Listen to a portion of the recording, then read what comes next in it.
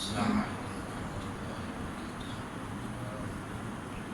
بسم الله الرحمن الرحيم الحمد لله نحمده ونستعينه ونؤمن به ونتوكل عليه ونعوذ بالله من شرور أنفسنا ومن سيئات أعمالنا من يهده الله فلا مضل له ومن يضلل فلا هادي له ونشهد أن لا إله إلا الله وحده لا شريك له ونشهد أن محمدا عبده ورسوله أرسله بالهدى ودين الحق ليظهره على الدين كله ولو كره الكافرون ما شاء الله كان وما لم يشأ لم يكن لا حول ولا قوة إلا بالله العلي العظيم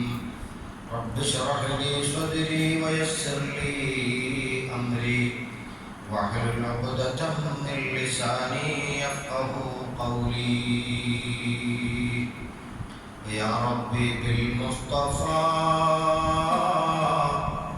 بلغ مقاصدنا واغفر لنا ما مضى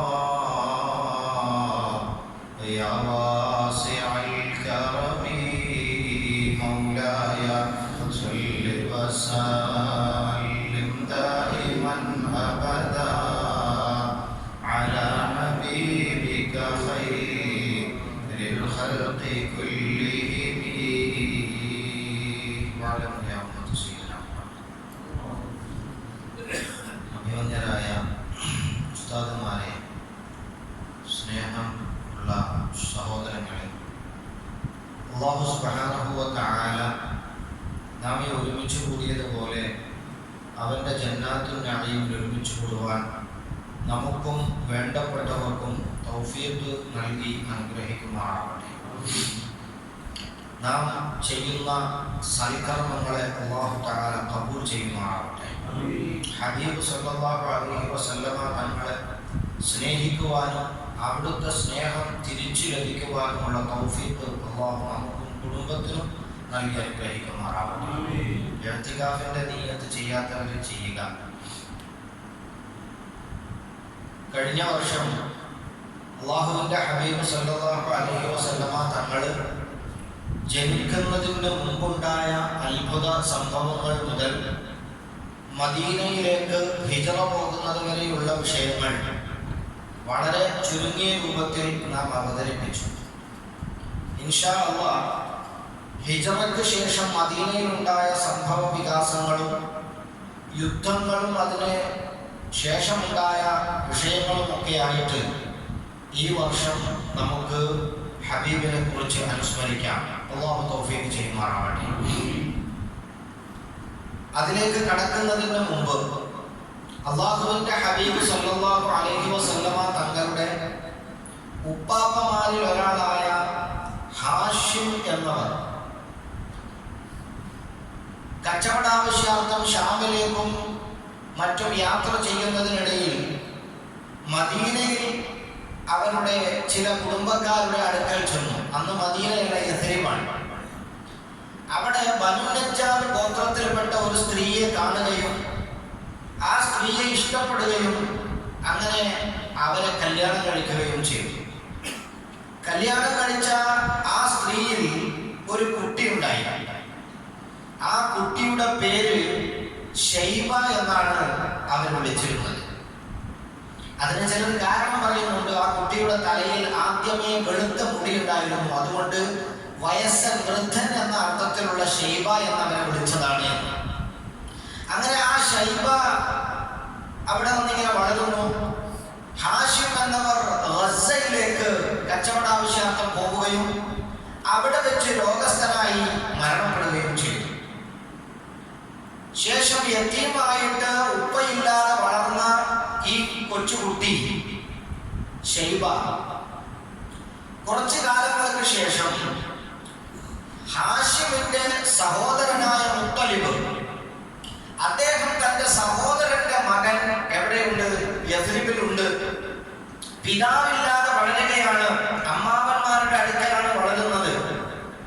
അങ്ങനെ അദ്ദേഹം യഥീബിലേക്ക് യാത്ര ചെയ്യുകയും തന്റെ സഹോദരന്റെ പുത്രനായ ശൈബയെ മക്കയിലേക്ക് കൊണ്ടുവരികയും ചെയ്തു.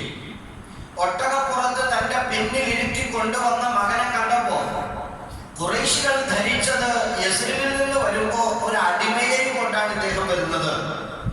അങ്ങനെ അബ്ദുൽ മുത്തലിബ്, മുത്തലിബിന്റെ അടിമ എന്ന് അവർ ആ മനുഷ്യനെ, ആ കുട്ടിയെ വിളിച്ചു. അങ്ങനെ വിളിച്ചപ്പോ മുത്തലിബ് പറഞ്ഞു, അല്ല, ഇതെന്റെ അടിമയല്ല, ഇതെന്റെ സഹോദര പുത്രൻ ശൈബയാണ്.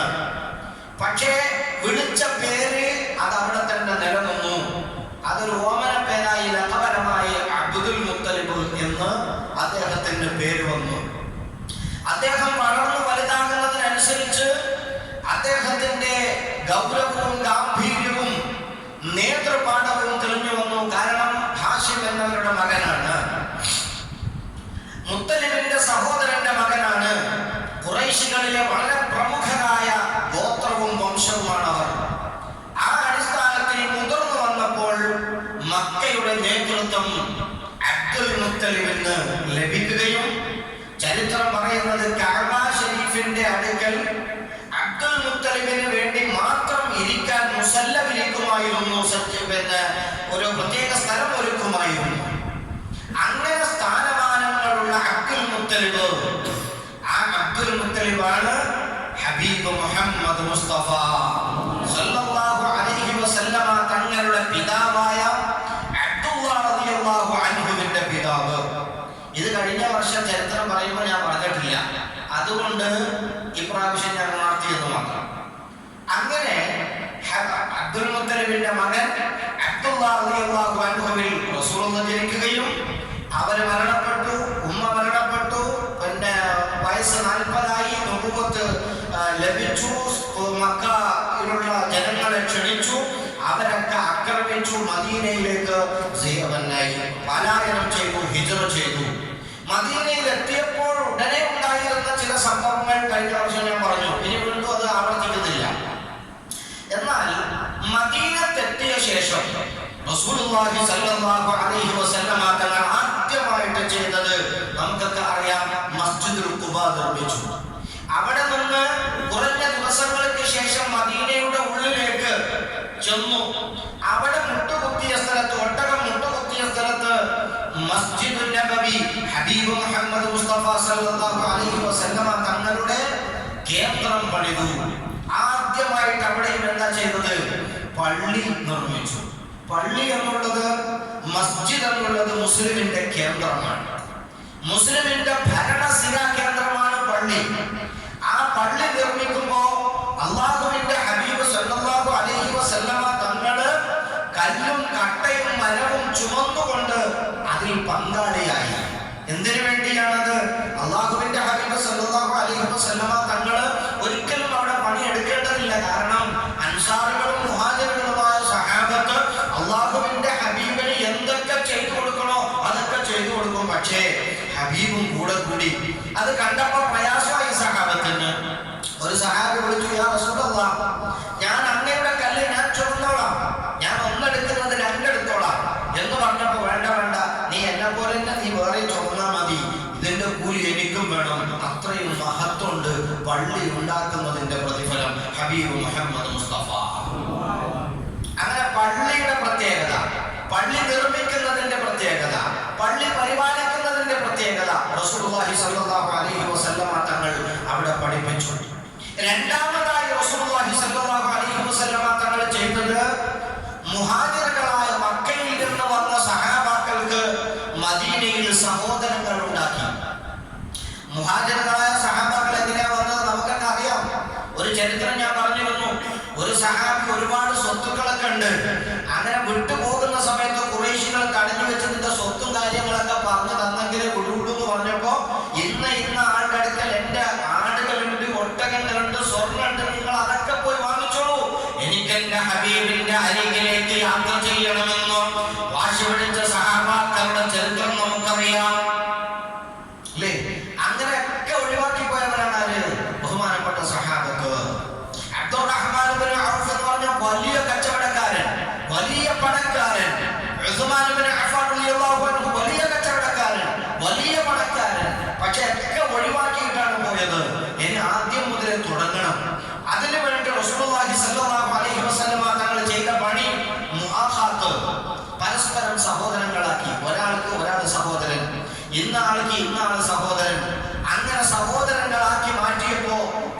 അൻസാരികളായ സഹാബത്തിന് വല്ലാത്ത സന്തോഷമായി. കാരണം എനിക്കൊരു സഹോദരനെ കിട്ടി. ആ സഹോദരന് വേണ്ടി തന്റെ കൂടുതൽ ഭാര്യമാരുള്ളവർ അവർ ഒരു ഭാര്യയെ ഒഴിവാക്കിയിട്ട് ആ സഹോദരന് വേണ്ടി കല്യാണം കഴിക്കാൻ വേണ്ടി വിട്ടുകൊടുത്തു അൻസാറുകൾ. വീടിന്റെ അധികാരം, സ്വത്തിന്റെ അധികാരം പകുതിയും അങ്ങോട്ടും ഇങ്ങോട്ടുമാക്കി അവർ ഓഹരി ചെയ്തു. അതാണ് അൻസാറുകൾ. അല്ലാഹു സുബ്ഹാനഹു വ തആല അൻസാറുകളെയും മുഹാജിറുകളെയും സ്നേഹിക്കുന്നവരിൽ നമ്മെ ഉൾപ്പെടുത്തി അനുഗ്രഹിക്കുമാറാവട്ടെ. അബ്ദുറഹ്മാൻ ഇബ്നു ഔഫ് റളിയല്ലാഹു അൻഹുവിന്റെ തന്റെ സഹോദരനായി കിട്ടിയ അൻസാരിയായ സഹാബി പറഞ്ഞു, എന്റെ ഒരു ഭാര്യനെ നീ എന്ത് ചെയ്ത കല്യാണം കഴിക്കാം, എന്റെ സ്വത്തിന്റെ പകുതി നീ എടുത്തുകൊള്ളുക. അബ്ദുറഹ്മാൻ ഇബ്നു ഔഫ് റളിയല്ലാഹു അൻഹു പറഞ്ഞു, വേണ്ട, എനിക്ക് നീ സൂക്ക് കാണിച്ചു തന്നാൽ മതി, ഞാൻ കച്ചവടം ചെയ്തുണ്ടാക്കിക്കൊള്ളാം. വലിയ ബിസിനസ്സുകാരനാണ്. അങ്ങനെ അദ്ദേഹം സൂക്കിലേക്ക് അനയിക്കുകയും കച്ചവടം ചെയ്യാൻ സഹായിക്കുകയും ചെയ്തു. പിന്നീട് അബ്ദുറഹ്മാൻ ഇബ്നു ഔഫ് റളിയല്ലാഹു അൻഹു വലിയ ധനികനായിട്ട് മാറുകയും ചെയ്തു. അതുപോലെ പല സംഭവങ്ങളുണ്ട്. അതിനുശേഷം റസൂലുള്ളാഹി സ്വല്ലല്ലാഹു അലൈഹി വസല്ലമ തങ്ങൾ എന്താ ചെയ്തതെന്നറിയോ? ഒരു വദീഖ ഉണ്ടാക്കി, ഒരു നിളാമ, ഒരു ഭരണഘടന ഉണ്ടാക്കി. മദീനയുടെ പശ്ചാത്തലം യഹൂദികളും നസാറാക്കളും ആയ മറ്റും മജൂസികൾ, ഇങ്ങനെ പലരും കൂടി മുശക്കലായ ഒരു ജീവിതമാണ് മദീനയിൽ. ആ മദീനയില് അല്ലാഹുവിന്റെ ഹബീബിന്റെ അധികാരം നിലനിൽക്കുന്ന സമയം മുതൽ ഈ മദീനയുടെ ബൗണ്ടറിക്കുള്ളിൽ ജീവിക്കുന്ന ഒരാളുടെയും ഒരവകാശവും തകർക്കപ്പെടാൻ പാടില്ല, അല്ലെങ്കിൽ നിഷേധിക്കപ്പെടാൻ പാടില്ല എന്ന അർത്ഥത്തിൽ ഓരോരുത്തർക്കും അർഹിക്കുന്ന അവകാശങ്ങളെ വകവെച്ചു കൊടുക്കുന്ന രൂപത്തിൽ ഒരു ബൈലോ ഉണ്ടാക്കി ഹബീബ് മുഹമ്മദ് മുസ്തഫ സല്ലല്ലാഹു അലൈഹി വസല്ലം. മദീനയ്ക്ക് ഉള്ളിലുള്ള നിർഭയത്വവും മദീനയുടെ പുറത്തുള്ള നിർഭയത്വവും കൃത്യമായി പരിപാലിക്കുന്നതിനാവശ്യമായ നിയമനിർമ്മാണമാണ് അല്ലാഹുവിന്റെ ഹബീബ് സല്ലല്ലാഹു അലൈഹി വസല്ലം തങ്ങൾ അവിടെ ഉണ്ടാക്കിയ അടുത്ത കാര്യം. അതിനുശേഷം റസൂലുള്ളാഹി സ്വല്ലല്ലാഹു അലൈഹി വസല്ലം തങ്ങൾ ചെയ്ത പണി എന്താറിയോ? ഈ യസ്രിബ് എന്ന രാജ്യത്തിന്റെ പേരങ്ങ് മാറ്റി. എന്തിനാ യസ്രിബിന്റെ പേര് മാറ്റിയത്? മദീനത്തുൻ നബവി എന്ന പേര് പുനർനാമകരണം ചെയ്തു. യസ്രിബ് എന്ന് തന്നെയാണ് പേരെങ്കിൽ അത് അൻസാറുകളുടേത് മാത്രമാകും, അത് അൻസാറുകളുടേത് മാത്രമായി പോകും. കാരണം അത് പഴയ പേര് തന്നെയാണല്ലോ. അവിടെ താമസിക്കുന്ന ആൾക്കാർ ഞങ്ങളുടെ നാടാണ് എന്നുള്ള ചിന്തയിൽ വരും. എന്നാലോ റസൂലുള്ളാഹി സ്വല്ലല്ലാഹു അലൈഹി വസല്ലം തങ്ങൾ മദീന പട്ടണം എന്ന അർത്ഥം, അല്ലെങ്കിൽ കീഴ്വണങ്ങുക, അതായത് മതപരമായി കൃത്യമായി അനുസരിക്കുന്നവർ താമസിക്കുന്ന സ്ഥലം എന്ന അർത്ഥത്തിൽ അങ്ങനെയും മദീനക്ക് അർത്ഥം വരാം. ഈ രൂപത്തിൽ മദീന എന്നാകുമ്പോൾ അത് മുഹാജിറുകളുമായി അൻസാറുകളുമായി ഈ ഒരു അർത്ഥത്തിലാണ്. അതിനു വേണ്ടിയാണ് മദീന എന്ന പേര് മാറ്റി ഹബീബ് മുഹമ്മദ് മുസ്തഫ. എന്നാൽ ഇനി ആ പേര് റസൂലുള്ളാഹി മാറ്റിയതിനു ശേഷം ആ നാടിനെ യസ്രിബ് എന്ന് പറയാൻ പാടില്ല. യസ്രിബ് എന്ന നാടിനെ വിളിക്കാൻ പാടില്ല. അത് മദീനയായി. റസൂലുള്ളാഹി പുനർനാമകരണം ചെയ്തു, അത് മദീനയായി പോയി. ഇനിയോ മദീനയെ കുറിച്ച് വല്ലവരും കുറ്റം പറയുകയോ മദീനക്കാരെ ആരെങ്കിലും വിഷമിപ്പിക്കുകയോ ചെയ്താൽ ലയദൂബു കമാ യദൂബുൽ മിൽഹു ഫിൽ മാ. ഹബീബുന റസൂലുള്ളാഹി സ്വല്ലല്ലാഹു അലൈഹി വസല്ലം പറയുന്നു, മദീനക്കാരെ ആരെങ്കിലും കരുതിക്കൂട്ടി വിഷമിപ്പിച്ചാൽ ഉപ്പ് വെള്ളത്തിലിട്ടാൽ അലിയുന്നത് പോലെ അവൻ നശിച്ചു പോകുമെന്ന് ഹബീബ് മുഹമ്മദ് മുസ്തഫ. മക്കയെ ഞങ്ങൾക്ക് ഇഷ്ടപ്പെട്ടതുപോലെ ഹബ്ബിബ് ഇലൈനാ അൽ മദീനത, മദീനയെയും ഞങ്ങളെ ഇഷ്ടപ്പെടുത്തണേ റബ്ബേ എന്ന് അല്ലാഹുവിന്റെ ഹബീബ് ദുആ ചെയ്തു. മാത്രവുമല്ല, മക്കയെ ഇബ്രാഹിം അലൈഹിസ്സലാത്തു വസ്സലാം ഹറമാക്കി, മദീനയെ ഞാനും ഹറമാക്കി. അല്ലാഹുവിന്റെ ഹബീബിന്റെ ഹറമാണ് മദീന. അങ്ങനെ പേര് മാറ്റിയതിനു ശേഷം സഹാബാക്കൾക്കിടയിൽ ചെറിയൊരു വിഷയം. എന്താണത്? സഹാബാക്കൾ ഈ പറഞ്ഞ പോലെ കച്ചവടം ചെയ്യണം, അല്ലെ ജോലി ചെയ്യണം, എന്തെങ്കിലും ബിസിനസ് ചെയ്യണം. ബിസിനസ് ചെയ്യണമെങ്കിൽ എന്ത് വേണം? അങ്ങാടി വേണം, അല്ലെ? സൂക്ക് വേണം, അല്ലെ? സൂക്ക്, അങ്ങാടി, അങ്ങനെ പറയാം, അല്ലെ? അങ്ങാടി വേണം. ആ കച്ചവടം ചെയ്യാൻ വേണ്ടി അവർ പോകുന്ന സമയത്ത് മദീന യഹൂദികളുടെ കയ്യിലാണ്. യഹൂദികള് അവിടെ അധികാരം പ്രവർത്തിക്കുകയും മുസ്ലിമീങ്ങളെ അവർ ഞെക്കി പിഴിയുകയും ചെയ്യും. മുസ്ലിമീങ്ങളിൽ നിന്ന് സാധനം വാങ്ങിക്കുമ്പോൾ തുച്ഛമായ വിലക്കെടുക്കും. എന്നിട്ട് മുസ്ലിമീ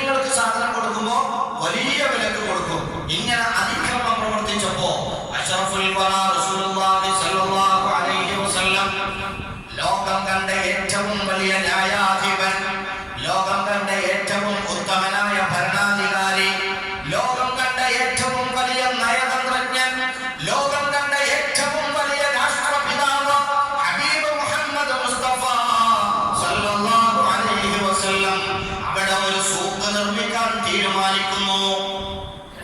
ഒരു സൂക്ക് പുതുതായി ഉണ്ടാക്കാൻ തീരുമാനിച്ചു. എന്തിനാണത്?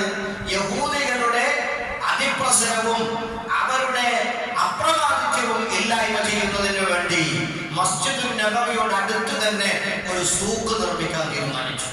അങ്ങനെ സഹാബാക്കളോട് അഭിപ്രായം ചോദിച്ചപ്പോ ഒരു മനുഷ്യൻ വന്നുകൊണ്ട് പറഞ്ഞു, നബിയെ, ബനൂ ഖൈനുഖാ ഗോത്രത്തിന്റെ അവർ താമസിക്കുന്നതിന്റെ തൊട്ടടുത്ത്, അത് ഏകദേശം മസ്ജിദുൻ നബവിയുടെ അടുത്ത് തന്നെയായിട്ട് വരും, അവിടെ ഒരു സ്ഥലമുണ്ട്, നമുക്കൊന്ന് പോയി നോക്കിക്കൂടെ? അങ്ങനെ റസൂലുള്ളാഹി എന്ത് ചെയ്തു? അദ്ദേഹത്തിന്റെ കൂടെ നടന്നു. അദ്ദേഹം കാണിച്ചു കൊടുത്ത സ്ഥലത്തെത്തിയപ്പോ റസൂലുള്ളാഹി പറഞ്ഞു, ഹാദാ സൂഖുക്കും, ഇത് നിങ്ങളുടെ അങ്ങാടിയാണ്. അങ്ങനെ അവര് കുന്തവും ടെന്റൊക്കെ കെട്ടി ഖൈമയൊക്കെ കെട്ടി ഉണ്ടാക്കി ഒരു മാർക്കറ്റ് ഉണ്ടാക്കാനുള്ള എല്ലാ സംവിധാനങ്ങളും ചെയ്തു. ഉസ്മാൻ ഇബ്നു അഫ്ഫാൻ റളിയല്ലാഹു അൻഹു, അബ്ദുറഹ്മാൻ ഇബ്നു ഔഫ് റളിയല്ലാഹു അൻഹുവിനെ പോലെയുള്ള പ്രമാണിമാരായ വലിയ ബിസിനസ് അറിയുന്ന, കച്ചവടം അറിയുന്ന ആൾക്കാര് അവിടെ കച്ചവടം ചെയ്തു. അങ്ങനെ മുസ്ലിമീങ്ങൾക്ക് തറക്കയുണ്ടായി, ഉന്നമനമുണ്ടായി. അതാണ് റസൂലുള്ളാഹി സ്വല്ലല്ലാഹു അലൈഹി വസല്ലം തങ്ങൾ പിന്നീട് ചെയ്തത്. അതിലൂടെ യഹൂദികൾക്ക് ശത്രുത കൂടി പോയി. യഹൂദികൾക്ക് ശത്രുത കൂടി. കാരണം എന്താ? അവരുടെ അധികാരവും അവരുടെ അപ്രമാദിത്യമൊക്കെ ഇങ്ങനെ കുറഞ്ഞു വരികയാണ്. ഈ സൂപ്പ് ഉണ്ടാക്കാനുള്ള കാരണം അവരുടെ ആ ഒരു അപ്രമാദിത്യമായിരുന്നു. എത്രത്തോളം എന്ന് വെച്ചാൽ ബഹുമാനപ്പെട്ട സ്വഹാബാക്കളും മുഅ്മിനീങ്ങളായ അൻസാറുകളും മുഹാജിറുകളും വെള്ളമെടുക്കാൻ വേണ്ടി കിണറിലേക്ക് പോയി കഴിഞ്ഞാൽ ആ കിണറിൽ നിന്ന് മുസ്ലിമീങ്ങൾ വെള്ളമെടുക്കുമ്പോൾ അവരോട് കാശ് വാങ്ങുമായിരുന്നു. ബിഖ്ർ റോമ എന്ന് പറഞ്ഞൊരു കിണറുണ്ട് മദീനയിൽ. ഇന്ന് അതിന്റെ പേര് ബിഖ്ർ ഉസ്മാൻ എന്നാണ്. റളിയല്ലാഹു അൻഹു. എന്തായിരുന്നു സംഭവം? ആ ബഹുമാനപ്പെട്ട സഹാബാക്കൾ റസൂലുള്ളാഹി സ്വല്ലല്ലാഹു അലൈഹി വസല്ലം തങ്ങളോട് പരാതി പറയുന്നു, നബിയേ, ഞങ്ങൾക്ക് വെള്ളം കുടിക്കാൻ ഒരു കിണറുണ്ട്. ആ കിണറിൽ നിന്ന് ഞങ്ങൾ വെള്ളം കുടിക്കുമ്പോ അന്യായമായി ഞങ്ങളിൽ നിന്ന് കാശ് ഈടാക്കുകയാണ് നബിയെ. അതുകൊണ്ട് അത് ആർക്കെങ്കിലും അത് വാങ്ങിച്ചിട്ട് മുസ്ലിമീങ്ങൾക്ക് അത് വാങ്ങിച്ചു തരാനുള്ള ഒരു മനസ്സുണ്ടാകണം നബിയെ. ഹബീബ് മുഹമ്മദ് മുസ്തഫ സല്ലല്ലാഹു അലൈഹി വസല്ലം അല്ലാഹുവിന്റെ ഹബീബ് സഹാബാക്കളോട് ചോദിക്കുകയാണ്, ആർക്കാണ് സ്വർഗ്ഗത്തിൽ നിന്നുള്ള ഒരു കോപ്പ വെള്ളം വേണ്ടത്? ഈ കിണറവർക്ക് വേണ്ടി വാങ്ങിച്ചു കൊടുക്കാമോ? ഉസ്മാൻ ഇബ്നു അഫ്ഫാൻ റളിയല്ലാഹു അൻഹു സദസ്സിലില്ലായിരുന്നു. ഉസ്മാൻ ഇബ്നു അഫ്ഫാൻ റളിയല്ലാഹു അൻഹു ആ റസൂലുള്ളാഹിയുടെ സഹാബത്തിന്റെ അടുക്കലേക്ക് ചെന്നപ്പോ വിവരമറിയുകയും ഉടനെ റസൂലുള്ളാഹി സ്വല്ലല്ലാഹു അലൈഹി വസല്ലം തങ്ങളോട്, ഞാൻ വാങ്ങിച്ചു കൊടുക്കാം ഹബീബേ എന്ന് പറഞ്ഞിട്ട് റോമ എന്ന് പറയുന്ന യഹൂദിയെ കാണുകയും അദ്ദേഹത്തിന്റെ കിണറും സ്ഥലവും വിലക്ക് വാങ്ങുകയും അങ്ങനെ ആ കിണർ മുസ്ലിമീങ്ങൾക്ക് വേണ്ടി വഖഫ് ചെയ്യുകയും ചെയ്തു. അങ്ങനെ മുസ്ലിമീങ്ങള് യഥേഷ്ടം വാങ്ങി വെള്ളം കോരി കുടിക്കാൻ വേണ്ടി തുടങ്ങി. അപ്പൊ റോമയുടെ ഭാര്യ വന്നിട്ട്, റോമയും ഭാര്യയും കൂടി റസൂലുള്ളാഹിയുടെ അടുക്കൽ വന്നു. കിണർ വിറ്റുപോയല്ലോ. കിണർ ആരുടേതാ? ഉസ്മാന്റേതാണ് റളിയല്ലാഹു അൻഹു. റസൂലുള്ളാഹിയുടെ അടുത്ത് വന്നിട്ട് പറഞ്ഞു, ഞങ്ങൾക്ക് വെള്ളം കുടിക്കാൻ അനുവാദം തരാൻ പറയണം. റസൂലുള്ളാഹി ഉസ്മാൻ റളിയല്ലാഹു അൻഹുവിനെ വിളിച്ചുകൊണ്ട് ചോദിച്ചു, ഉസ്മാനെ, ഇദ്ദേഹത്തിനും ഭാര്യക്കും കുടിക്കാൻ വേറെ കിണറില്ല, അദ്ദേഹം വെള്ളം കുടിച്ചോട്ടെ എന്ന് ചോദിച്ചു. വളരെ വളരെ കൃത്യമായ ചോദ്യമാണ്. അപ്പൊ അബൂബക്കർ റളിയല്ലാഹു അൻഹു ചോദിച്ചു, അള്ളാന്റെ ഹബീബ് പറഞ്ഞല്ലോ, ഈ കിണറിൽ നിന്ന് ആരൊക്കെ വെള്ളം കോരി കുടിക്കുന്നോ ആ ഓരോ കോരുന്ന കോപ്പക്കും സ്വർഗത്തിൽ എനിക്ക് വെള്ളം കിട്ടുമെന്ന് ഹബീബ് പറഞ്ഞിട്ടില്ലേ? ഇവർ രണ്ടാളും കോരുമ്പോഴും എനിക്ക് അങ്ങനെ കിട്ടുമോ എന്ന് ചോദിച്ചു. ആ കിട്ടുമെന്ന് പറഞ്ഞു. അതാ അവർ കുടിച്ചോട്ടെ എന്ന് പറഞ്ഞു. ഹബീബ് മുഹമ്മദ് മുസ്തഫ. അതാണ് ബിഖ്ർ റോമ. ഇന്ന് മദീനയിൽ ഉംറക്ക് പോയി മദീനയിൽ സിയാറത്തിന് പോയി കഴിഞ്ഞാല് ബിഖ്ർ ഉസ്മാൻ എന്ന് പറയുന്ന ഉസ്മാൻ റളിയല്ലാഹു അൻഹു ഒരു തോട്ടവും കിണറും അവിടെ ഉണ്ട്. അത് ഇന്ന് ഗവൺമെന്റ് കെട്ടി ചുറ്റുമതിലൊക്കെ കെട്ടി ബന്ധിച്ചിട്ടുള്ളത്. പഴയ കാലത്ത് അവിടെ വെള്ളം കുടിക്കാനൊക്കെ ആ കിണറിൽ വെള്ളം കുടിക്കാനൊക്കെ അനുവാദം ഉണ്ടായിരുന്നു. ഈ നമ്മുടെ അയൽവാസികളായ ഒരു വിഭാഗമുണ്ട്, കുറച്ച് ഈമാൻ കൂടുതലുള്ള പാകിസ്ഥാനിയാണ്. ഒരു പാകിസ്ഥാനി പെണ്ണ് ആ കിണറിലേക്ക് ചാടി. കാരണം ഉസ്മാൻ ഖാന്റെ കിണറിലെ വർക്കത്തിന് വേണ്ടി ചാടി. അങ്ങനെ ചാടി അതിൽ ആൾക്കാരെ കൂടി രക്ഷപ്പെടുത്തി. അതിനുശേഷം എന്താക്കി, കിണറ് മൂടിക്കളഞ്ഞു. മൂടാതെ വെള്ളം ഇതാക്കല്ല, മൂടിയിട്ടിട്ട് അടച്ചു കളഞ്ഞു. ഇപ്പൊ നമുക്ക് ആ വെള്ളം കുടിക്കാൻ പറ്റില്ല. പുറത്തുനിന്ന് കാണാൻ ഉള്ളിലേക്കുള്ള പ്രവേശനം പോലും എന്തായി, നിരോധിച്ചു കളഞ്ഞു. ഇങ്ങനെയുള്ള കുറെ ആൾക്കാരുണ്ട്. അല്ലാഹു തആല അവരെ ശ്രദ്ധ നമ്മൾ അല്ലാഹു കാത്തുരക്ഷിക്കുമാറാവട്ടെ. അതാണ് ബദറുൽ ഉമർ. അപ്പൊ അത്രയും കഷ്ടപ്പെട്ട അവസ്ഥയിലായിരുന്നു സഹാബാക്കള്. ആ രൂപത്തിൽ എന്റെ പ്രിയപ്പെട്ട മുഅ്മിനീങ്ങളെ, അങ്ങനെ സഹാബത്തും റസൂലും ഇങ്ങനെ ജീവിച്ച് മദീന പുരോഗമിച്ചു കൊണ്ടിരിക്കുകയാണ്. ഈ മദീന പുരോഗമിച്ചു കൊണ്ടിരിക്കുമ്പോൾ അള്ളാഹുവിന്റെ ഹബീബ് ഓരോ സമയത്തും കൃത്യമായ നിർദ്ദേശങ്ങളും പഠനങ്ങളും പാഠങ്ങളും പഠിപ്പിച്ചു കൊണ്ടിരിക്കുമ്പോൾ റസൂലുള്ളാഹി പറഞ്ഞൊരു കാര്യമുണ്ട്, നിങ്ങൾ എന്നെ സ്നേഹിക്കണം. അത് റസൂലുള്ളാഹിനെ സ്നേഹിക്കുന്നത് റസൂലുള്ളാഹിന്റെ സ്വാർത്ഥതയ്ക്ക് വേണ്ടിയല്ല. ലാ യുഅ്മിനു അഹദുക്കും ഹത്താ അകൂന അഹബ്ബ ഇലൈഹി മിൻ വാലിദിഹി വ വലദിഹി വന്നാസി അജ്മഈൻ. ഒരുപാട് പ്രാവശ്യം നമ്മൾ കേട്ട ഹദീസാണ്. നിങ്ങളുടെ ഈമാൻ പരിപൂർത്തീകരണത്തിന് നിങ്ങൾ ആഗ്രഹിക്കുന്നുണ്ടെങ്കിൽ നിങ്ങളുടെ മാതാപിതാക്കളെക്കാളും നിങ്ങളുടെ സന്താനങ്ങളെക്കാളും നിങ്ങളുടെ സർവ്വസമ്പത്തിനെക്കാളും സർവ്വ സഹോദരങ്ങളെക്കാളും കൂട്ടുകാരെക്കാളും നിങ്ങൾ എന്നെ സ്നേഹിച്ചോളുമെന്ന് ഹബീബ് മുഹമ്മദ് മുസ്തഫ സല്ലല്ലാഹു അലൈഹി വസല്ലമ തങ്ങൾ ഒരിക്കൽ മജ്‌ലിസിലിരിക്കുമ്പോൾ അബൂബക്കർ സിദ്ദീഖ് റളിയല്ലാഹു അൻഹു ഉണ്ട്, ഉമർ ഇബ്നുൽ ഖത്താബ് റളിയല്ലാഹു അൻഹു ഉണ്ട്, അതുപോലെ തന്നെ പല സഹാബാക്കളും ഉണ്ട്.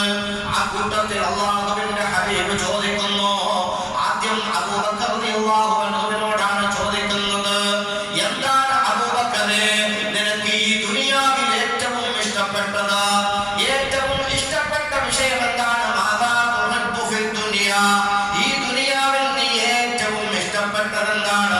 അബൂബക്കർ സയ്യിദുനാ അബൂബക്കർ സിദ്ദീഖ് റളിയല്ലാഹു തആല അൻഹു പറയുകയാണ്, ഉഹിബ്ബു സലാസ, മൂന്ന് കാര്യം ഞാൻ ഇഷ്ടപ്പെടുന്നു നബിയേ, മൂന്ന് കാര്യം ഞാൻ ഇഷ്ടപ്പെടുന്നു നബിയേ. എന്താണ് ആ മൂന്ന് കാര്യം എന്നല്ലേ? അൽ ജുലൂസു ബൈന യദൈക, അങ്ങയുടെ മുന്നിൽ ഇങ്ങനെ ഇരിക്കലാണ് ഒന്നാമത്തെ കാര്യം. വന്നവറു ഇലാ വജ്ഹിക യാ ഹബീബല്ലാഹ്, അങ്ങയുടെ മുഖത്തേക്ക് തന്നെ ഇങ്ങനെ നോക്കിയിരിക്കലാണ് രണ്ടാമത്തെ കാര്യം. മൂന്നാമത്തെ കാര്യം എന്താണെന്ന് അറിയുമോ?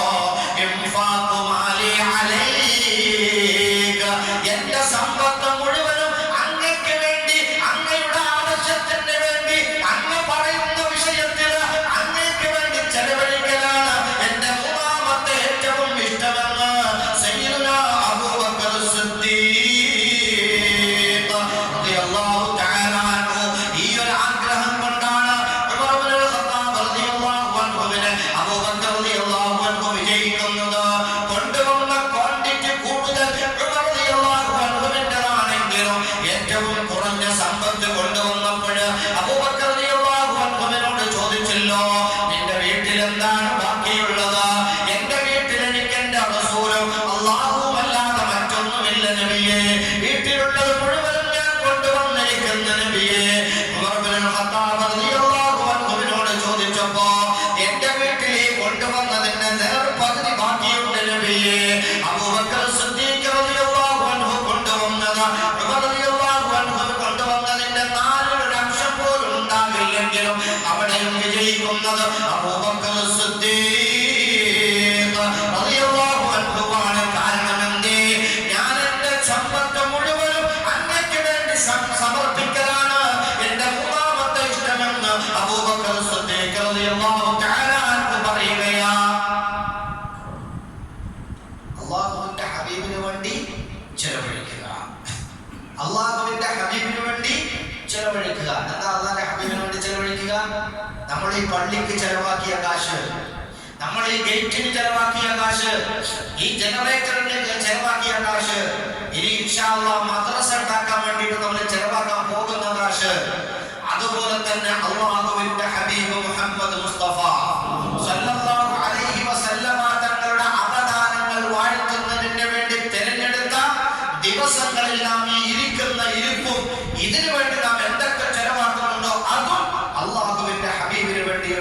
സ്നേഹമാണ്, ചെലവാക്കലാണ്. അള്ളാഹുവിന്റെ ഹബീബ് ഒന്നും പറഞ്ഞില്ല, വളരെ സന്തോഷത്തോടുകൂടെ കേട്ടിരുന്നു. ഉമർ ഇബ്നുൽ ഖത്താബ് റളിയല്ലാഹു അൻഹുവോട് ചോദിച്ചു, യാ ഉമർ, എന്താ നീ ഇഷ്ടപ്പെടുന്നത്? അപ്പൊ പറഞ്ഞത്, അൽ അംറു ബിൽ മഅറൂഫി വലൗ സിർറൻ, നന്മ കൊണ്ട് കൽപ്പിക്കുക, അത് രഹസ്യമായിട്ടാണെങ്കിലും ശരി. വനഹിയുൻ അനിൽ മുൻകർ, തിന്മയെ പ്രതിരോധിക്കുക, ഇല്ലായ്മ ചെയ്യുക, നിരോധിക്കുക, വലൗ കാന ജഹറൻ, അത് പരസ്യമായിട്ടാണെങ്കിലും ശരി. അവിടെ ഒരു രഹസ്യമൊന്നുമില്ല. തിന്മ കണ്ട അപ്പോൾ നോക്കൂ. അത് പല പ്രാവശ്യവും റസൂലുള്ളാഹിയുടെ മുന്നിൽ കാണിച്ചിട്ടുള്ളതാണ് ഉമർ ഇബ്നുൽ ഖത്താബ് റളിയല്ലാഹു അൻഹു. വാടൂരിയ സംഭവം ഒന്നല്ല രണ്ടല്ല പലതാണ്. കാരണം വേണ്ടാത്തത് കണ്ടാൽ മൂപ്പർക്ക് എന്താ പറയുക, ക്ഷമ കിട്ടൂല. അതാണ് ഉമർ ഇബ്നുൽ ഖത്താബ് റളിയല്ലാഹു തആല അൻഹു. അതുപോലെ തന്നെ പല കാര്യങ്ങൾ, അതുപോലെ ഓരോ സഹാബാക്കളും ഓരോ വിഷയങ്ങളാണ് പറഞ്ഞത്. പക്ഷെ അബൂബക്കർ റളിയല്ലാഹു അൻഹു പറഞ്ഞത് മൂന്നും അള്ളാഹുവിന്റെ ഹബീബുമായി ബന്ധപ്പെടുന്നതാണ്. അതുകൊണ്ടാണ് അള്ളാഹുവിന്റെ റസൂല് പറഞ്ഞത്, ഞാൻ എന്റെ ഉമ്മത്തിൽ നിന്ന് ഒരു ഖലീലിനെ ആക്കുമെങ്കിൽ അത് അബൂബക്കറിനെ ആക്കുമായിരുന്നുവെന്ന് ഹബീബ് മുഹമ്മദ് മുസ്തഫ. മദീനയിൽ വെച്ച് റസൂലുള്ളാഹി സ്വല്ലല്ലാഹു അലൈഹി വസല്ലമ തങ്ങൾ ഒരു കുളത്തിൽ വെച്ച് കുളിക്കുകയാണ്. റസൂലും ഉമർ റളിയല്ലാഹു അൻഹു അബൂബക്കറിനെ കുറിച്ച് സഹാബാക്കളൊക്കെ ഉണ്ട്. അങ്ങനെ കുളിക്കുന്നതിനിടയിൽ റസൂലുള്ളാഹി സ്വല്ലല്ലാഹു അലൈഹി വസല്ലമ തങ്ങൾ പറഞ്ഞു, നിങ്ങൾ ഓരോരുത്തരും ഓരോ കൂട്ടുകാരെ തിരഞ്ഞെടുക്കണം. ഓരോരുത്തരും ഓരോ കൂട്ടുകാരെ തിരഞ്ഞെടുക്കാൻ പറഞ്ഞു. സഹാബാക്കൾ സാധാരണഗതിയിൽ ചിന്തിച്ചു. അങ്ങനെ ഓരോരുത്തരും അവർക്ക് ഏറ്റവും ഇഷ്ടപ്പെട്ട കൂട്ടുകാരെ തിരഞ്ഞെടുത്തു. അബൂബക്കർ റളിയല്ലാഹു അൻഹു ആരെയും തിരഞ്ഞെടുത്തില്ല. അബൂബക്കർ റളിയല്ലാഹു അൻഹു ആരെയും തിരഞ്ഞെടുത്തില്ല. അതെന്തേ അബൂബക്കറെ? എനിക്ക് എന്റെ ഹബീബ് മതി, എനിക്ക് ഹരാനും വേണ്ട. അബൂബക്കർ സിദ്ദീഖ് റളിയല്ലാഹു അൻഹു. അഗാധമായ പ്രണയത്തിന്റെ ആരംഭമാണ് അബൂബക്കർ സിദ്ദീഖ് റളിയല്ലാഹു അൻഹു. ഹിജ്റയിൽ നമ്മൾ കണ്ടതാണ് അബൂബക്കർ സിദ്ദീഖ് റളിയല്ലാഹു അൻഹുവിന്റെ ചരിത്രം, അല്ലേ? അതുപോലെ തന്നെ നടക്കുമ്പോഴും എത്രത്തോളം മദീനയിലെത്തി അള്ളാഹുവിന്റെ ഹബീബിനെ പരിചയപ്പെടുത്തുന്ന സമയത്ത് ദീർഘകായനായ അബൂബക്കർ സിദ്ദീഖ് റളിയല്ലാഹു അൻഹുവിനെ കാണുമ്പോൾ ഒരുപക്ഷേ ഞാൻ അള്ളാഹുവിന്റെ ഹബീബിനെക്കാളും മുതിർന്നവനായി പോകുമോ എന്ന തോന്നലുണ്ടായിട്ട് അള്ളാഹുവിന്റെ ഹബീബിനെ വേർതിരിച്ച് മനസ്സിലാക്കുന്നതിന് വേണ്ടി തന്റെ ഷാള് കൊണ്ട് അള്ളാഹുവിന്റെ ഹബീബിന് ഇങ്ങനെ തണലിട്ട് കൊടുത്തുകൊണ്ട് ഈ ഇരിക്കുന്നതാണ് ഹബീബ് മുഹമ്മദ് മുസ്തഫ സല്ലല്ലാഹു അലൈഹി വസല്ലമ എന്ന് ജനങ്ങൾക്ക് മനസ്സിലാക്കി കൊടുത്തുകൊണ്ട് ഒരു തരി പോയിന്റ് പോലും അള്ളാഹുവിന്റെ ഹബീബിന്റെ സ്ഥാനമാനങ്ങൾക്ക് കുറവ് വരാൻ പാടില്ല എന്ന് അതിയായി ആഗ്രഹിച്ച മുഹമ്മദ് മുസ്തഫ സല്ലല്ലാഹു അലൈഹി വസല്ലമ തങ്ങളുടെ സതീർത്ഥനാണ് അബൂബക്കർ സിദ്ദീഖ് റളിയല്ലാഹു അൻഹു.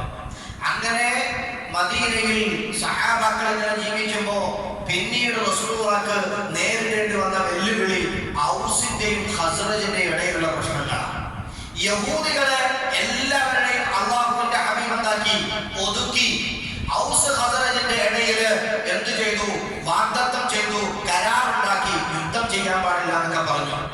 അങ്ങനെ ഇരിക്കെയാണ്, ആ സമയത്താണ് മറ്റൊരു സംഭവം. ഇന്ന് ഞാൻ കൂടുതൽ ചരിത്രം പറയാതെ ചില കാര്യങ്ങൾ നമുക്ക് പഠിക്കാൻ വേണ്ടിയുള്ള കാര്യങ്ങളാണ് ഞാൻ ഒരുങ്ങിയത്.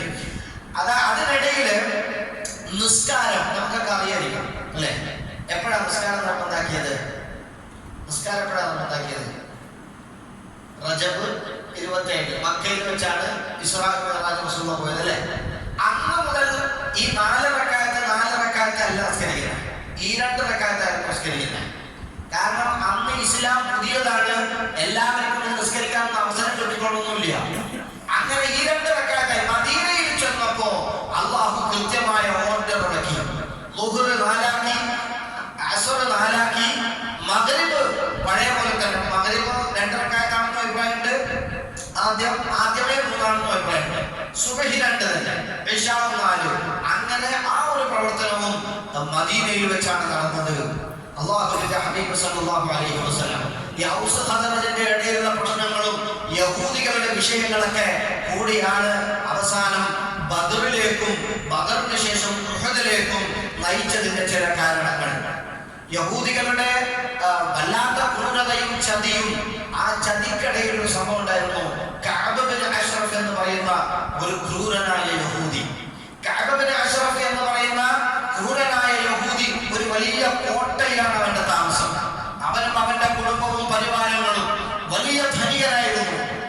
ധനികൻ, വലിയ തമ്പുരാൻ. അങ്ങനെ ഇവന്റെ ഭയങ്കരമായ ദേഷ്യമുണ്ട്. യഹൂദികൾക്ക് റസൂലുള്ളാഹിയോട് ഭയങ്കര ശത്രുതയാണ്. എന്താ കാരണം? ഈ തൗറാത്തില് റസൂലുള്ളാഹിനെ പറ്റി പറഞ്ഞിട്ടുണ്ട്, ഇഞ്ചീലിലും റസൂലുള്ളാഹിനെ പറ്റി പറഞ്ഞിട്ടുണ്ട്. പക്ഷെ പുരോഹിതന്മാര് അമ്പിയാക്കളുടെ മരണശേഷം അവർക്ക് ഇഷ്ടമുള്ള രീതിയിൽ അതിനെ വളച്ചൊടിച്ച് കുളമാക്കി. അങ്ങനെ ആഹ്ലാദിച്ച് ജീവിച്ചുകൊണ്ടിരിക്കുന്ന ഈ വിഭാഗം റസൂലുള്ളാഹി സ്വല്ലല്ലാഹു അലൈഹി വസല്ലം തങ്ങളുടെ ബിഅസത്ത് വരെയും മക്കത്തെ ഖുറൈശികൾക്കായാലും മദീനത്തെ സാധാരണക്കാരനായാലും പുരോഹിതന്മാരെന്ന് പറഞ്ഞാൽ ഒന്നുകിൽ യഹൂദിയാണ്, അല്ലെങ്കിൽ ആരാണ് നസ്രാനിയാണ്. എന്തെങ്കിലും പ്രശ്നം കൊണ്ടെങ്കിൽ ഉസ്താദുമാരടുത്ത് വന്നിട്ട് നമ്മൾ ചോദിക്കുമല്ലോ, ഉസ്താദെ നമ്മൾ ഇന്നൊരു കാര്യം ചെയ്യണം, ഇങ്ങനെയൊക്കെ ചോദിക്കാൻ ആരെടുത്ത് പോയിട്ടാ? ഈ യഹൂദികളായ പുരോഹിതന്മാരെടുത്തോ നസാറാക്കളായ പുരോഹിതന്മാരുടെ അടുത്തോആണ്. അവരിൽ രണ്ട് വിഭാഗമുണ്ട്. ഒന്ന് നല്ല ഇസ്ലാമായിട്ട് തന്നെ ജീവിക്കുന്ന, അന്നത്തെ അമ്പിയാക്കളുടെ ദീനിൽ തന്നെ ജീവിക്കുന്നവരും അല്ലാത്തവരുമുണ്ട്.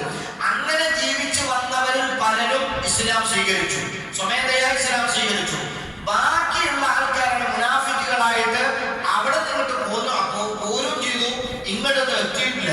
ഈ ഒരു അവസ്ഥയിലുള്ളവരാണ് കഅബ് ബിൻ അഷ്റഫ്. കഅബ് ബിൻ അഷ്റഫാണ് ഉഹദ് യുദ്ധത്തിലെ കാരണക്കാരനായ ഒരാള്. അങ്ങനെ കഅബ് ബിൻ അഷ്റഫിനെ കൊല്ലാൻ വേണ്ടി തീരുമാനിച്ചു അല്ലാഹുവിന്റെ ഹബീബ് മുഹമ്മദ് മുസ്തഫ. എന്താ കാരണം?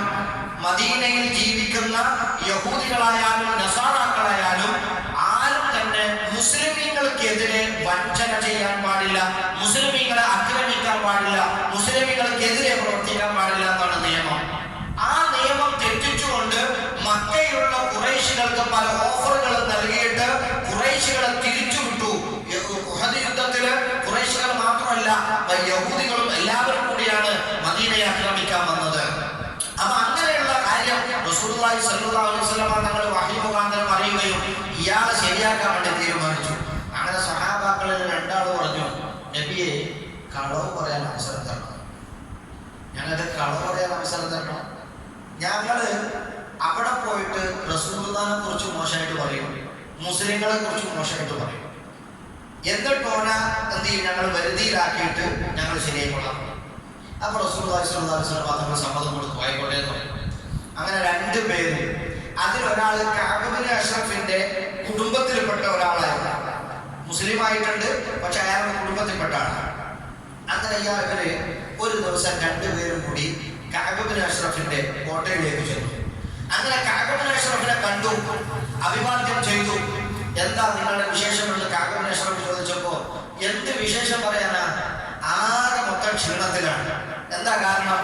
ഞങ്ങളോട് മുഹമ്മദ് സല്ലല്ലാഹു അലൈഹി വസല്ലം, ഞാൻ മുഹമ്മദ് എന്ന് സലാത്തിലാണ് സല്ലല്ലാഹു അലൈഹി വസല്ലം, കാശെല്ലാം ഞങ്ങൾ എടുത്ത് വാങ്ങുന്നത്, യുദ്ധത്തിനും പോകണം, മൊത്തമായിട്ട് ഭാരം തന്നെ, എപ്പോ നോക്കിയാലും പിരിവ്. എന്തല്ല, എപ്പോ നോക്കിയാലും പിരിവ്.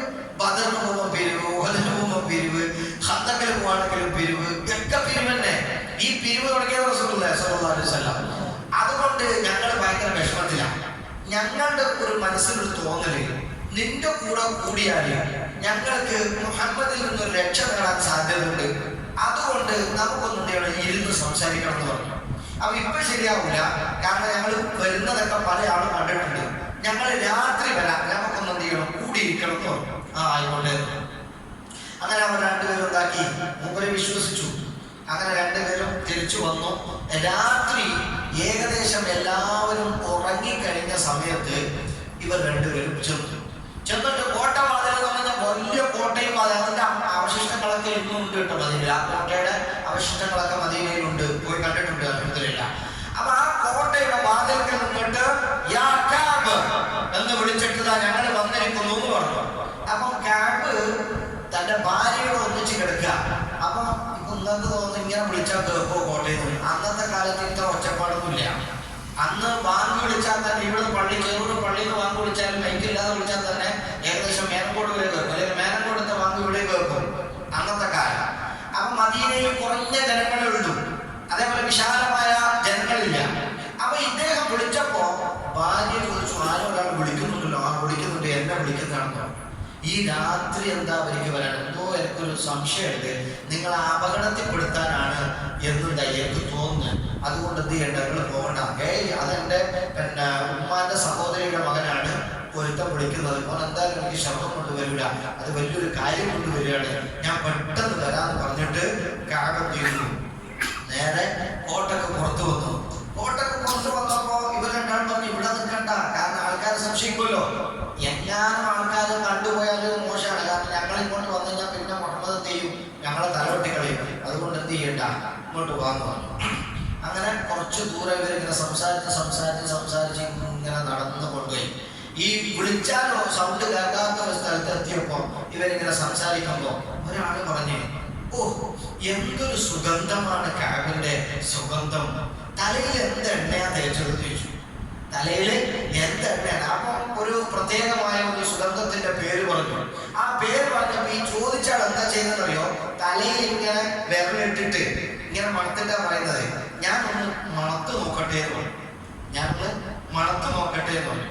അപ്പൊ തലമുടിയിലേക്ക് വിരലിങ്ങനെ ഇട്ടിട്ട് എന്ത് ചെയ്തു, നമ്മളെ ഈ കുറ്റിമുടിയല്ലല്ലോ, അവര് നല്ല വിശാലമായ അന്നത്തെ കാലത്തൊക്കെ എന്ന് പറഞ്ഞാൽ റസൂലുള്ളാഹിന്റെ മുടിയൊക്കെ നല്ല മുടിയുണ്ടായിരുന്നു.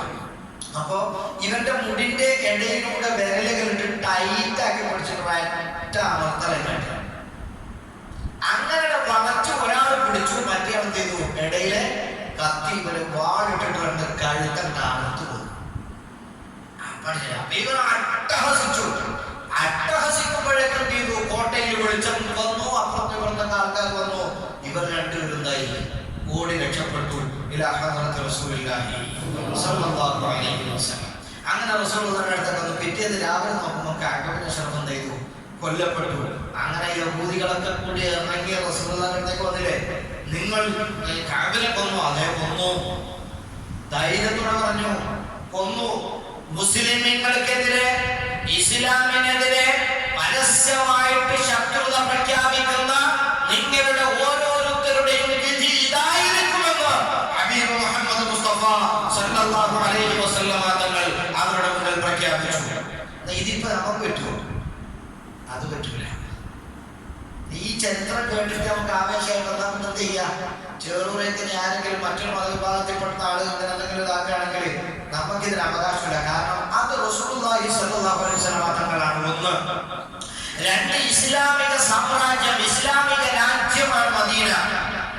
ആ മദീനയിൽ ഭരണാധിപനായ മുഹമ്മദ് മുസ്തഫ സല്ലല്ലാഹു അലൈഹി വസല്ലം തങ്ങളെ അംഗീകരിച്ച് ജീവിക്കാമെന്ന് വാഗ്ദത്തം ചെയ്തവരാണ് യഹൂദികൾ. ആ വാഗ്ദത്തം ചെയ്ത് ഈ ഭരണത്തിന്റെ ആനുകൂല്യം പറ്റിക്കൊണ്ട് ജീവിക്കുന്നവർ ആ ഭരണകൂടത്തിനെതിരെ ചതിപ്രയോഗം നടത്തിയത് കൊണ്ടാണ് റസൂലുള്ളാഹി വധിക്കാൻ തീരുമാനിച്ചത്. അതെല്ലാ രാജ്യങ്ങളും ചെയ്യുന്നവരില്ല. ഇന്ത്യക്കെതിരെ ആരെങ്കിലും ചാരപ്രവർത്തനം നടത്തി വെറുതെ വിടാൻ പാടില്ല. ഇന്ന് നമ്മുടെ ഏത് ഗവൺമെന്റ് ആയാലും ആ ഗവൺമെന്റിന്റെ ആനുകൂല്യം പറ്റിക്കൊണ്ട് തന്നെയാണ് നമ്മൾ ജീവിക്കുന്നത്. നമുക്ക് ഒറ്റ ജീവിക്കാൻ കഴിയുമോ ഒരു രാജ്യത്ത്? ഗവൺമെന്റിന്റെ ആനുകൂല്യം ജീവിക്കാൻ പറ്റാതെ നമുക്ക് ജീവിക്കാൻ പറ്റുമോ? പറ്റൂല. വാഹനം വണ്ടി റോഡിലോട്ടാൻ പറ്റൂല. ഒരു കാര്യം നമുക്ക് നടക്കില്ല. അപ്പൊ അതുകൊണ്ട് ഭരണത്തിലിരിക്കുന്നവർക്കെതിരെ ചതിപ്രയോഗം നടത്തിയതിന്റെ പേരിലാണ് കഅബ് ബിൻ അഷ്റഫിനെ അല്ലാഹുവിന്റെ ഹബീബ് വധിക്കാൻ തീരുമാനിച്ചതും അങ്ങനെ സഹാബാക്കൾ ആ വധശിക്ഷ നടപ്പിലാക്കിയിരുന്നു. ഇങ്ങനെ ഒരുപാട് സംഭവങ്ങളുണ്ട്.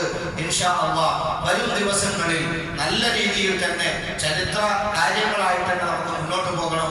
അല്ലാഹു സുബ്ഹാനഹു വ തആല തൗഫീഖ് ചെയ്യുമാറാവട്ടെ.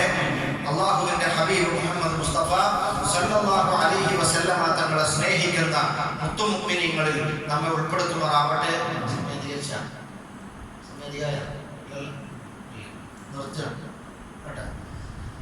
കുറഞ്ഞാലും കൂടിയാലും ചെയ്യണം, അറിയിക്കണം.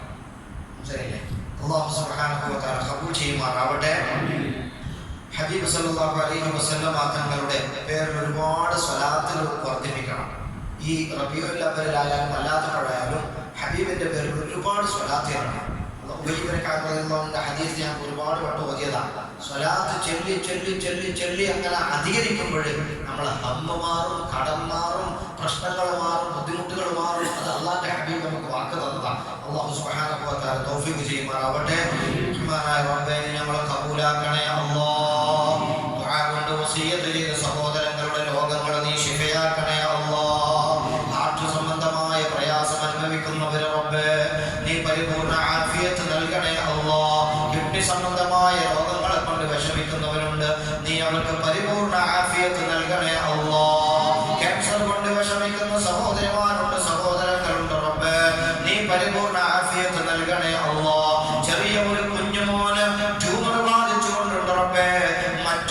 കിഡ്നിയുടെ ട്യൂമറും ഇന്നലെ പറഞ്ഞു റഹ്മാനായ റബ്ബേ ഓപ്പറേഷൻ ചെയ്തിട്ട് കാര്യമില്ലെന്ന് പറഞ്ഞു റബ്ബേ റേഡിയേഷൻ ചെയ്തു നോക്കാമെന്ന് പറഞ്ഞിട്ടുണ്ട് റബ്ബേ എല്ലാ ദിവസവും പള്ളിയിൽ വരുന്ന ഒരു സഹോദരൻ ആ സഹോദരന്റെ ജ്യേഷ്ഠന്റെ മകനാണ് റഹ്മാനെ നിനക്കറിയാമല്ലോ അല്ലാ നീ ആ കുട്ടിക്ക് ആഫിയത്ത് നൽകണേ അല്ലാ ദുനിയാവിൽ ഒരുപാട് വേദന തീറ്റിക്കല്ല അല്ലാ ആ ഉപ്പക്കും ഉമ്മക്കും വേദനയുണ്ടാക്കുന്ന ഒരു അവസ്ഥ നൽകല്ല അല്ലാ ഖൈർ നിനക്കറിയുമല്ലോ അല്ലാ അഡ്രസ് അറിയുമല്ലോ അല്ലാ അർഹമുർ റഹീമായ അല്ലാ നീ കരുണ ചെയ്യണേ അല്ലാ നീ റാഹത്ത് നൽകണേ അല്ലാ ആ വീടുകളിൽ നീ സമാധാനം നൽകണേ അല്ലാ സന്തോഷം നൽകണേ അല്ലാ അർഹമേ നീ ഞങ്ങളെ ആരെയും അങ്ങനെയുള്ള രോഗങ്ങളെ കൊണ്ട് പരീക്ഷിക്കല്ല അല്ലാ ഞങ്ങളുടെ കുഞ്ഞുമക്കളെ കഷ്ടമായി മുറിക്കുന്ന രോഗങ്ങളെ കൊണ്ട് പരീക്ഷിക്കല്ല അല്ലാ ഞങ്ങളുടെ കുഞ്ഞുങ്ങളുടെ നെഞ്ചു പിളർക്കുന്ന രോഗം കൊണ്ട് പരീക്ഷിക്കല്ല അല്ലാ ഞങ്ങളുടെ കുഞ്ഞുങ്ങൾക്ക് ശ്വാസകോശ സംബന്ധമായ രോഗങ്ങളെ കൊണ്ട് പരീക്ഷിക്കല്ല അല്ലാ അർഹമേ എന്റെ ഒരു ദർസിൽ പഠിച്ച കൂട്ടുകാരന്റെ മകൻ ഷുഗർ ബാധിച്ചിട്ട് വല്ലാത്തൊരവസ്ഥയിലാണ് റഹ്മാനെ നീ പരിപൂർണ്ണ ആഫിയത്ത് നൽകണേ അല്ലാ ഞങ്ങളുടെ ശരീരത്തിലെ ഞങ്ങളുടെ മക്കളുടെ ശരീരത്തിലെ ഞങ്ങളുമായി ബന്ധപ്പെട്ടവരുടെ ശരീരത്തിലെ എല്ലാ അവയവങ്ങൾക്കും ആന്തരിക അവയവങ്ങൾക്കും പരിപൂർണ്ണ ആഫിയത്തും ആരോഗ്യവും നൽകണേ അല്ലാ കേട്ടുകേൾവിയില്ലാത്ത രോഗങ്ങളാണ് റബ്ബേ കൊറോണയൊന്നും ഒന്നുമല്ലല്ലോ അല്ലാ അതിനേക്കാളും ഭീതിപ്പെടുത്തുന്ന രോഗങ്ങളാണ് പിഞ്ചു പൈതങ്ങൾക്ക് റബ്ബേ ഞങ്ങളുടെ വൃദ്ധരായ മാതാപിതാക്കൾക്ക് റബ്ബേ ഞങ്ങളുടെ കുടുംബത്തിലെ പലർക്കുമുണ്ട് റബ്ബേ ഓർമ്മക്കുറവുള്ളവരുണ്ട് അല്ലാ കാഴ്ചശക്തി നഷ്ടപ്പെട്ട ഉമ്മമാരുണ്ട് അല്ലാ നീ ആഫിയത്ത് നൽകണേ അല്ലാ ഞങ്ങളെയും കുടുംബത്തെയും കുട്ടികളെയും അത്തരത്തിൽ നീ പരീക്ഷിക്കല്ല അല്ലാ ഗർഭിണികളായ സഹോദരിമാര് ഉമ്മമാര് പെറ്റന്മാര് ഭാര്യമാര് റബ്ബേ സുഖപ്രസവം നൽകണേ അല്ലാ ഗർഭധാരത്ത് സുഖം സന്തോഷവും നൽകണേ അല്ലാ സമാധാനം നൽകണേ അല്ലാ സുഖപ്രസവത്തിലൂടെ സ്വാലിഹീങ്ങളായ മക്കളെ തരണേ അല്ലാ തരുന്ന മക്കളെ വികലാംഗരാക്കിയിട്ട് തരുന്ന മക്കളെ മറ്റു പല രോഗങ്ങൾക്ക് അടിമകളാക്കിയിട്ട് ജീവിതകാലം മുഴുവനും വേദനിക്കുന്ന ജീവിതകാലം മുഴുവനും കഷ്ടപ്പെടുന്ന ജീവിതകാലം മുഴുവനും എല്ലാ സമ്പത്തും അതിനുവേണ്ടി ചെലവഴിച്ച് മുടിയുന്ന ഒരവസ്ഥ ഞങ്ങൾക്ക് നൽകല്ല അല്ലാ ഞങ്ങൾ ചെയ്തു പോയ പാപങ്ങളെ കാരണത്താൽ നീ ഞങ്ങളെ ശിക്ഷിക്കുകയാണെങ്കിൽ ഞങ്ങളെ രക്ഷപ്പെടൂല അല്ലാ നീ മാപ്പാക്കണേ അല്ലാ മക്കളില്ലാത്ത യുവാക്കളുണ്ട് റബ്ബേ ഞങ്ങളുടെ മക്കളില് വൃദ്ധരായ വയസ്സായവരുണ്ട് റബ്ബേ നീ സമാധാനവും സന്തോഷവും നൽകണേ അല്ലാ അനുയോജ്യമായ സമയത്ത് നല്ല മക്കളെ നൽകി അനുഗ്രഹിക്കണേ അല്ലാ അപകട മരണങ്ങളെ തൊട്ട് കാക്കണേ അല്ലാ 24 മണിക്കൂർ വാഹനത്തിൽ യാത്ര ചെയ്യുന്നവരുണ്ട് നീ സംരക്ഷണം നൽകണേ അല്ലാ ഈ പള്ളിയെ ഈ പള്ളിയാക്കി മാറ്റിയത് ഈ പള്ളിക്ക് ആവശ്യമായ ജനറേറ്റർ നൽകിയത് ഈ പള്ളിക്ക് ആവശ്യമായ ഗേറ്റ് നിർമ്മിക്കാൻ സഹായിച്ച ഈ പള്ളിയുമായി മഹലുമായി എല്ലാ വിധത്തിലും സഹകരിക്കുന്ന പ്രവാസികളുണ്ട് റഹ്മാനെ ഈ നാട്ടിൽ തന്നെ ബിസിനസ് ചെയ്യുന്നവരുണ്ട് അല്ലാ കൂലിപ്പണിയെടുത്തിട്ടായാലും മസ്ജിദിലേക്ക് മഹലിലേക്ക് നൽകുന്നവരുണ്ട് റബ്ബേ ഉസ്താദുമാരെ സ്നേഹിക്കുന്ന ഭക്ഷണം തരുന്നവരുണ്ട് റബ്ബേ നീ കാണണേ അല്ലാ കാണേണ്ടതുപോലെ കാണണേ അല്ലാ ഞങ്ങളെ സ്നേഹിക്കുന്നവരെ നീ സ്നേഹിക്കണേ അല്ലാ ഞങ്ങളെ സഹായിക്കുന്നവരെ നീ സഹായിക്കണേ അല്ലാ ഈ മഹല്ലിനെ സഹായിക്കുന്നവരെ നീ സഹായിക്കണേ അല്ലാ പ്രവാസികൾക്ക് നീ ബറക്കത്ത് ചെയ്യണേ അല്ലാ നിയമം കൊടുക്കലാക്കല്ല അല്ലാ ആരോഗ്യം നൽകണേ അല്ലാ അതുപോലെ ഇവിടെയും അവിടെയും ബിസിനസ് ചെയ്യുന്ന സഹോദരങ്ങൾ ചെറുകിട സംരംഭങ്ങൾ നടത്തുന്നവര് ബറക്കത്ത് ചെയ്യണേ അല്ലാ കടങ്ങളെ വീട്ടിൽ തരണേ അല്ലാ കടക്കാരായി മരിപ്പിക്കല്ല അല്ലാ ഇവിടെ കിടക്കുന്ന കബറാളികളുടെ കബർ സ്വർഗീയ തോപ്പാക്കണേ അല്ലാ അവരെയും ഞങ്ങളെയും നിന്റെ ജന്നാത്ത് നഈമിൽ ഒരുമിച്ച് കൂട്ടണേ അല്ലാ അവസാനം കലിമത്തു തൗഹീദ് ഉച്ചരിച്ച് മരിക്കുന്ന മുഅ്മിനീങ്ങളിൽ ഉൾപ്പെടുത്തണേ അല്ലാ അല്ലാഹുമ്മ ജഅൽ